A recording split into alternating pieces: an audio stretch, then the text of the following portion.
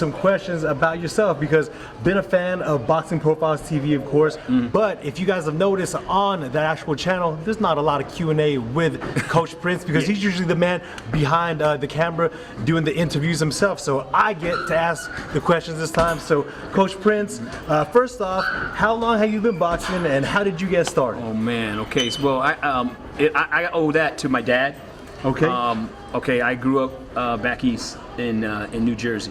New Jersey, all right. I grew up in the projects, so I grew up in a very, very rough neighborhood, whereas there was a lot of basically drugs, gangs, basically that urban life that you see amongst the projects and stuff like that. So my dad was a military man, very, very disciplined, and my dad told each and every one of us. I'm the next to the baby out of 6 kids. My dad told each and every one of us, you are not going to be hanging out in the street. You're either going to be doing something. You're either going to do boxing, karate, basketball, a job. You're going to do something. You're not going to hang out in the streets. And so he told us, pick one. So my brother that was older than I am, my brother Lamar, he boxed. So I told him, I said, I wanna box. And how much older is Lamar than you? He's a year, and he was a year. So you guys are pretty close in age, and so he boxed, and you said I want to box as well. Yeah. So and I watched my brother Lamar. He went from a novice up to being a Golden Glove, fighter. He was very, very good at what he did, and I was inspired by my brother.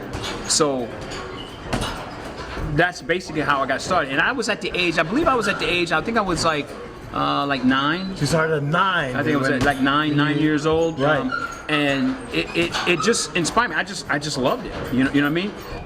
And over the course of years, as I kept fighting, then I got into the martial arts background of it, the Jeet Kune Do and all that other stuff, the Bruce Lee style. Bruce Lee, yes. And Wing Chun and all that other stuff. Yes, sir.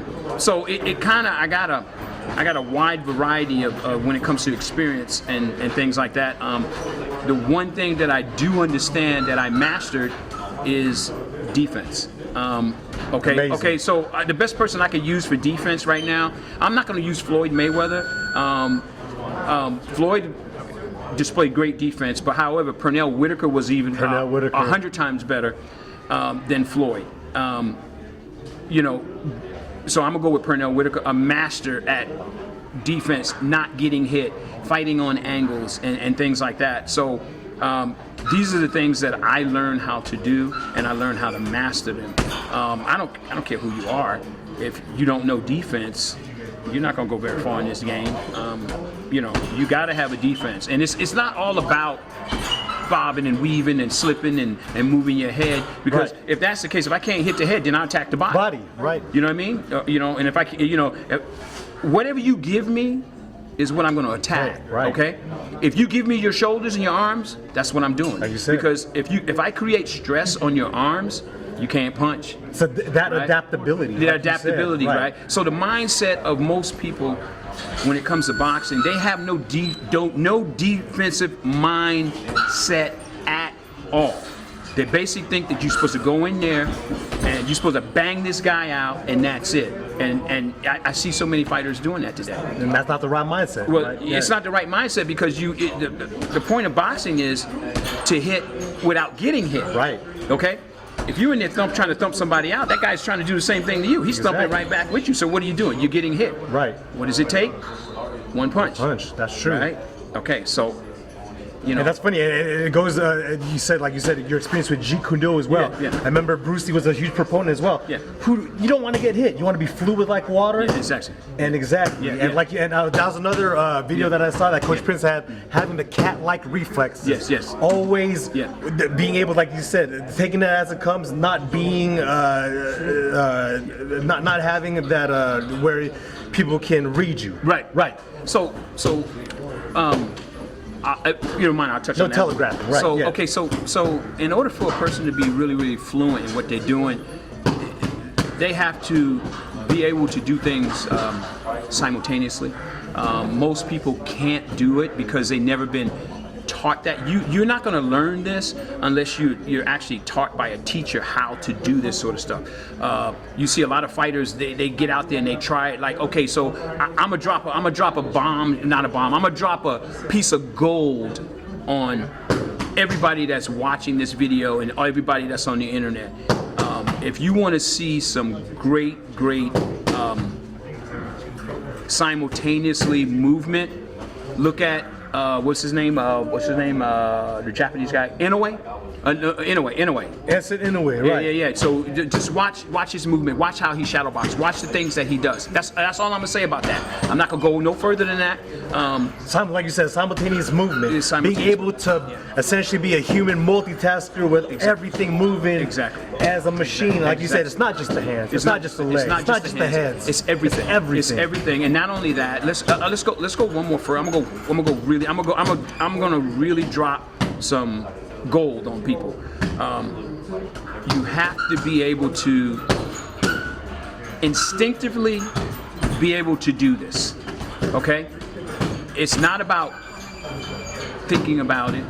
It's about being able to do this instinctively. That is the sixth sense that has to come out, okay? Most people, they tell us that, we as human beings, we got 5 senses, we have 6 senses. You gotta be able to be instinctive in what you're doing, okay? If you're instinctive in what you're doing, you're gonna move like that cat. You're gonna move and strike like that snake, okay? And see, this is the thing that people don't understand about boxing or any martial arts or anything that's in the pugilistic game. You really have to know what you're doing, okay? And there are teachers out here. You notice I didn't say trainers, I said teachers, okay? There are teachers that are out here that people don't even know who they are, because a lot of people think all the teachers in the game are gone. That's not true. There's guys out here that really know how to fight. Right. You just don't know who they are, okay? So when you see a lot of some guy that come out of nowhere and you go, man, this guy is really good. He's got great technique. Well, he had to learn that from somebody. Right. He didn't do that himself. Right. Somebody had to teach him, and then whoever taught him, somebody had to teach him. Right. And so on and so on. Right. So when it comes down to this game of boxing, okay, and being fluent, you got to be able to move simultaneously. I see so many fighters out there that can't do that. Okay, I'm not gonna name names, right? But I see it all the time. You got to be able to do it. If you could do that simultaneously, you hear that? Fluidity, yes. Being fluent and being adept at everything, not just focusing on one thing, but bringing it all together in tandem, as a symbiotic relationship. Yes, exactly. Yes. So if you could do that, then you're going to be an elite fighter. But it all starts right here, where these young kids are right now. You know what I mean? Earlier, you had a chance to talk to a couple of guys in the gym, right? And it all starts right here with these young kids. And I said it before at Fight Night at the Duke. The basics of boxing, and these kids, they train for years and years and years. Then when it comes time for them to fight, they really have to show their skills, is because that's what they've been training for. All these years and years and years, they've been training for that one moment. So they really got to shine, okay? And that's the thing that a lot of fighters don't understand. It's time for me to shine. All of that hard work culminates to that. Yes. Now, that's that side of it. Right. Now I'm going to touch on another side that people do not talk about. And what they don't talk about is, they don't talk about the pain, the suffering, the blood, the sweat, the tears, the sacrifice that you have to make to be great.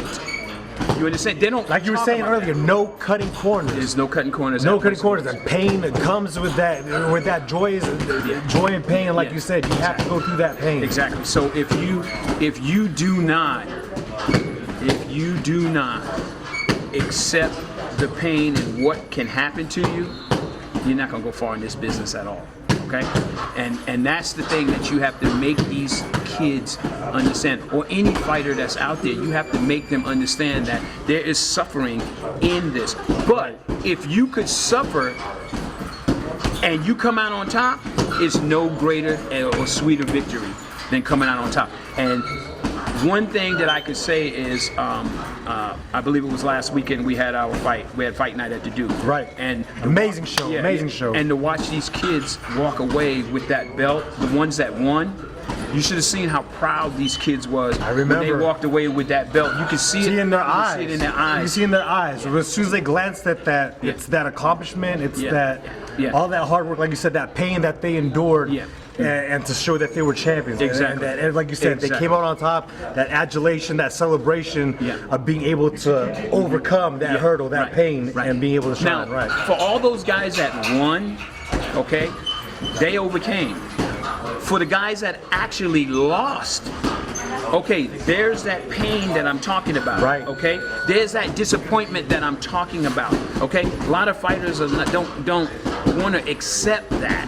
You have to accept that so you can grow as a fighter. Right. And coaches are not teaching this. Okay, look. When you have a failure, it's going to make you that much greater, okay? Or you get cheated, it's going to make you that much greater because now you become more determined if you truly want to be a part of this game. And you know, a lot of people don't really talk about this, okay? Right. Okay, but I'm like I said, I'm putting it out there. And the reason You're being why- a realist. Yeah, I'm being You've been doing realist. it for a long time, and so he knows. Yeah, and it's based on experience, okay? Right. And anybody that see this interview, they can tell just by the things that I'm saying that I'm experienced in what I'm doing. Yeah, you can't fake the funk. You can't fake it. You can't fake this. You can't fake it. And that's the thing, you know, when people see, when they see you training people and they see the things that you're doing, they know what's real and they know what works and what doesn't work. Right. Okay? And I know this. The jab works. The jab works. Okay? I see fighters out there today, they ain't even using the jab. There's no fluidity in them. Okay? The jab gives them that fluidity. The jab gives them everything they need in order to be successful. See, I'm not a fighter myself, but see, growing up as well, I remember those. I'm old school. Same thing. Work off the jab. The jab is the opening. The jab needs to be the most fundamentally, because that jab. Yeah. You said a hard, stiff jab. Switching over, because I know you're also, like you said, a martial artist. Switching over to the MMA as well. I remember it was a George St. Pierre fight, and I remember him sticking that jab and working off that jab. And so it's not only in boxing, it's fight sports. It's everything. It's everything. The jab. Yeah, even in kickboxing, Muay Thai. But the nice thing with those kickboxers in Muay Thai is this. Okay, Bill Superfoot Wallace. He actually was one of the best fighters that I've seen when it comes to actually kickboxing. And here's why. I'm gonna break it down. Bill Wallace had a beautiful jab with his hand. Bill Wallace had a beautiful jab with his foot. Okay? So he had two jabs, okay? And it made him very, very dangerous when it comes to kickboxing. So what I'm saying is the jab works. Jab works. If you are utilizing it with your hand or with your legs. Either one. But you gotta know how to deliver it, okay? But in order to deliver it, you have to have a teacher to teach you that. Exactly. You can't learn this on your own. You can't learn it. That person that Bill Wallace learned from was a great master in what he was doing. And see, this is the thing that people don't realize when it comes to this fight game. Let's look at Gervonta Tank Davis, his coach, Coach Calvin. Okay, Coach Calvin knows what he's doing, right? Right. I ain't saying Gervonta can't be beat. All I'm saying is no one's beaten him yet. Yeah, you know? But Coach Calvin is a true master in what he's done with Gervonta Tank Davis, okay? Robert Garcia is a true master in what he has done with El Rayo. Was it Rayo Venezuela, right? Right. He just beat Pitbull, right? He's a true master because what's happening is he raised champion after champion after champion after champion. This is a true master, okay? This ain't a fluke. Right. You understand what I'm saying? It's not a fluke. The proof is in the pudding. Yeah, the proof is in the pudding, and that's the thing that people don't understand.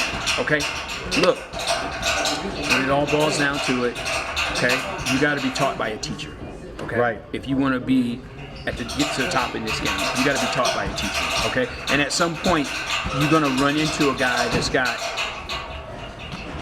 better skills than you. He's a better athlete than you, but what stops a better athlete, a better person, a guy that has better skills than you? There is one thing that stops him. Do you know that? Now, I'm going to tell you right now. I'm going to tell you. Do you know it? You hear? What is it? What is it, sir? Technique. Technique. You hear that? Technique. Technique. Oh. Technique. And this is where discipline comes in. This is where defense comes in. Okay? The one thing that you got to be able to do is you got to keep your hands up, right? If you keep your hands up, you are one of the hardest people to hit, especially if you're utilizing your head movement in there and you are utilizing your footwork in there. You're going to be very, very fluent. You're going to be very, very hard to hit. And that's why Pernell Whitaker was very hard to hit. He utilized everything, okay? Right. And his trainer was Georgie Benton, okay? Another teacher, okay? And this is what I'm saying that people don't seem to understand. We've seen great fighters before. We got the films of all the great fighters. Right. And yet, coaches still do not go back to those tapes and look at how they did it and apply it to their fighter. And like you said, that's a mistake. It's a mistake. This guy's already showed you the proven method how to do it. Okay? The blueprint is there. The blueprint is right there, but you got coaches that are got so much ego that they want to do it their way. Okay, that's fine. We're not trying to reinvent the wheel. Yeah, we're not trying to reinvent the wheel. No, we're not trying to do that. Right. Basically what we're doing is you utilize the techniques that work. Larry Holmes displayed a great jab. Larry Holmes showed you that the jab works. Okay, Muhammad Ali showed you that the jab works. Pernell Whitaker showed you that the defense works, right? Like you said, the fundamentals, being fundamentally sound. Right. And like you said, putting in the work, not cutting corners, getting that technique flawless by putting in the reps. Yeah. Taught by a teacher though, that is the key. If you're putting in the wrong reps, if you're doing it wrong, if your technique is wrong, then it's all for naught. You got to go to a teacher that actually knows how to teach. That knows how to do it. That's not just a flash in the pan that, is taking something that, like you said, not reinventing the wheel. It's taking that wheel and making it the most efficient, most bestly oiled machine that can be. And like you said, and working on those fundamentals. And I love it, Coach. Now, what I drop right now is I drop gold right there on anybody that is got an ear for boxing. I drop some gold right for there. free. For free. Free wisdom. And just laid it out to them just like that. You know what I'm saying? I'm in the game because of the things that I've learned. You know what I'm saying? The things that I want to go ahead and I don't want to keep it to myself. I want to go ahead and spread it out. That's amazing that you're able to have that heart though, because like you said, there's the ones that have been taught like you, but do not want to teach it. You have a gift, and I've already seen from not only the boxers that I met weeks ago, at the Georgia Do, but also the nights I've been coming here and been here in the gym and seeing the impact you have on these kids and on these other adults here. Like you said, spreading this, it will come back to you. Come back to you. Comes back to you. And he's not doing it for that reason. He doesn't do it for that reason. I'm doing it. Well, I'm doing it because number one, it's something that I love to do, and it's in here. It's in here. Okay? It's in here. And if I never did anything else, this right here is what I would do. This is a way of life. This is you. That's what I'm saying. This is me. It's a way of life. And for a lot of people, you're a warrior. Bushido. This is a real life samurai right here. That's what it is. It's just one of those things that you just love to do, and that's me. I just love to do it. So, when it all boils down to it, win, lose, or draw, you gotta love what you gotta love what you're doing. You gotta accept the fact that you're gonna go through pain. Okay, like when I was fighting, I got broken nose. Okay, broken nose. I had this bone right here in my arm. Basically, they call it a hairline fracture. Right up in here, from here all the way down to I still got the scars. Right here. Right. If you feel that bone right there, touch that bone, feel the bone right, come up right there. You ever feel that knot right there? You feel that knot. If you go all the way up, you feel all that burr right all the way up there. And I had this broken. Just when you're getting hit, you're doing a block. Boom! Oh my God! And you feel it. Right. And then that pain. That pain, and after a while, it just goes numb, and then you're able to fight again. And having it's about that perseverance, And like you said, when it's crunch time, when you feel that pain, when you're in the heat of the moment, do you have that fortitude that's in you? right? Exactly. And that's what coach is teaching That's you right. here. Do you have that when you get that broken nose, right? You get that broken nose and you can't breathe. Are you going to keep going? Or, I mean, you know what I mean? You get that broken arm or you get that broken hand. Are you going to keep going? You know, and this is the question. You have to ask yourself these questions before you step inside that ring. Because if you don't ask yourself these questions before you step inside that ring, you might be going in there for the wrong reason. Because when you're going in there, you're subjecting yourself to punishment. You understand? You're accepting yourself. I mean, you're subjecting yourself to punishment. And I'm gonna go real with you. When you step in that ring and you're getting hit, you are as close to death as you can get. Period. That's the truth. There is no way around it. Okay? I'm not gonna sugarcoat it.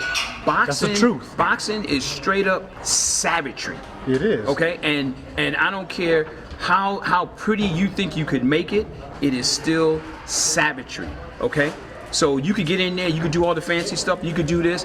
Look, you're still gonna get a busted face, you're still gonna get a swollen eye, you're gonna get broken bones. It is true savagery. So since it's true savagery, what's pretty about it? You understand? Let's get back to the old school of boxing. Right. Let's get back to the real heart of boxing. Right. Ain't nothing pretty about this sport. Right. Okay? If The beauty, like you said, is in the art of the punishment. Like you said, the beauty is in the pugilistic. Right. Like you said, get back to the old school. Get back to the old school. Get back to the fluidity. Get back to the actual boxing techniques and things like that. You know, we've gotten so far away from, especially the American boxers, gotten so far away from actual boxing basics. When you look at it, and I mean, no offense, like you said, there's a lot of guys out there, not gonna name names, but they've made it a huge spectacle, which is okay for the casual there. Yeah. But at the same time, people are getting a misconception about what boxing really is and what real boxers really are. Yeah, you know? and that's the thing that we need to bring it back. And every person that is a coach needs to take heed to exactly what I'm saying. If you don't take heed, okay, that's up to you. But any coach that is a true teacher of the game is gonna take heed and they're gonna tell their fighters, you know what, that dude is everything he said is absolutely right. Right. Okay. You know what I'm saying? So the bottom line to it, when it comes down to it, it's savagery. You have to understand that when you step into that ring, even when sparring, anything could happen. Anything could happen. You could get hit with a good shot with the headgear on. Good body shot, even Body with shot, the belt it don't on, matter. yeah. You can get a punctured lung, right? It's not for the faint of heart. While you're in that ring sparring, it's not something that's your opponent intended to do. But what I'm trying to say is, this is what you are subjecting yourself to. And that's why I say you are as you got to think long and hard before you even step in there. Right. And you got to know you have to know the consequences. Yes, and you are as close to death as possible that you can get. Okay, and that's what people don't seem to understand about this game. That's why I explained that to the kids that I got in the gym, and in turn I tell them, if you still want to do this, then I understand why you still want to do it. It's something that you want to do. It's something you want to challenge yourself to do. Okay, but you first got to understand and get that mindset of what can happen to you while you're in there. This is why it's important for you to be able to defend yourself, move your head, and move everything simultaneously. Right. That is why, okay, and the more fighters that realize that, then the better fighters we're gonna see. Exactly. And if we got better fighters, we're gonna have better fights.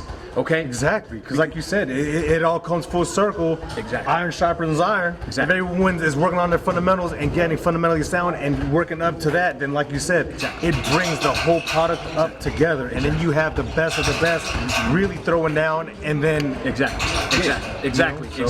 So I'm gonna jump on something. Let's go back. Let's look at the European fighters that come from Uzbekistan and Tajikistan, and I don't even know if I'm saying that. Right. Uzbekistan. Yeah. I mean, those fighters over there. If you look at those fighters have basic techniques that they're taught, And those basic techniques, they really show those basic techniques when they're boxing. Some of our top-notch boxers, okay? Okay, a fight that I thought was a pretty good fight was Crawford against Matrimov, okay? Okay, here's a guy that has over 200 or 300 something amateur fights, okay? Crawford is known to be the pound-for-pound king, and then we got Matrimov in the ring with him. He had what, I think a total of 12 fights? 12 fights, 12 professional fights, but he had a great extensive amateur record. So, you know, a lot of guys sit back and they say, well, the amateurs don't really matter. No, that's bull. The amateurs matter because it matters because you're using the basic fundamentals is what you're using. And when you master the basic fundamentals, you're not easy to hit.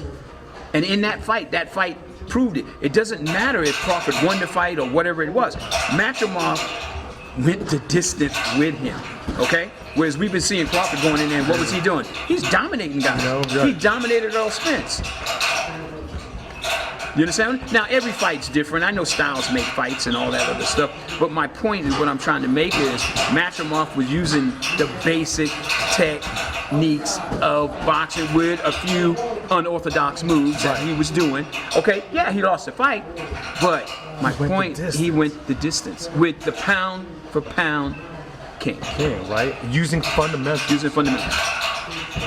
Basics, but the best you can do it. Yeah. Because of his teaching, and because of the work he's put in. Exactly. And that's the game right there. And see, when people don't have the basics and this and that, they go so far and then they fall off the ladder.